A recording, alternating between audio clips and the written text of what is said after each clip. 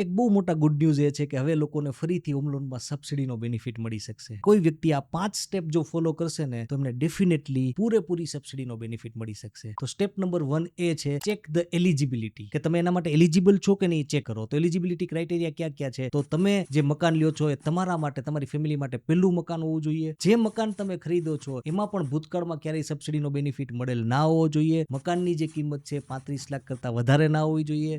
Home લોનની amount જે છે 25 લાખ કરતા વધારે ના હોવી જોઈએ. લોનનો ટેન્યોર જે છે એ 5 વર્ષ કરતા ઓછો ના હોવો જોઈએ. મકાનમાં મહિલાની ભાગીદારી હોવી ખાસ જરૂરી છે. ફેમિલીની ટોટલ વાર્ષિક આવક જે છે 9 લાખ કરતા વધારે ના હોવી જોઈએ. અને જે મકાન ખરીદો છો એનો કાર્પેટ એરિયા 120 સ્ક્વેર મીટર કરતા વધારે ના હોવો જોઈએ. Step number 2, apply four home loan. કોઈ પણ બેંક અને NBFC માં જઈ અને તમારે તમારી હોમ લોનને અપ્લાય કરવાનું છે અને ત્યાંથી સેન્કશન અને ડિસ્બર્સમેન્ટ લેવાનું છે. સ્ટેપ નંબર 3, તમારી બેંકને ઇન્ફોર્મ કરવાનું છે કે એ પ્રધાનમંત્રી આવાસ યોજના અર્બન 2.0 અંતર્ગત તમારી સબસિડીની પ્રોસેસ કરે. ગવર્મેન્ટ અત્યારે દરેક બેંકને એવું સ્પેસિફાય કરેલું છે કે કોઈ પણ કસ્ટમરની લોન ડિસ્બર્સ થાય એના 30 દિવસની અંદર એમણે સબસિડીનો જે ક્લેમ છે ફરજિયાતપણે સબમિટ કરી જ દેવાનો છે. જો એ ના કરે તો એની જવાબદારી બેંકની રહેશે. સ્ટેપ નંબર 4 એ છે કે PMAY નું જે યુનિફાઈડ વેબ પોર્ટલ છે ત્યાં જઈને તમારે તમારી સબસિડીનો ક્લેમ છે એને સબમિટ કરવાનો છે. અને સ્ટેપ નંબર 5 એ છે કે તમારે તમારી સબસિડીને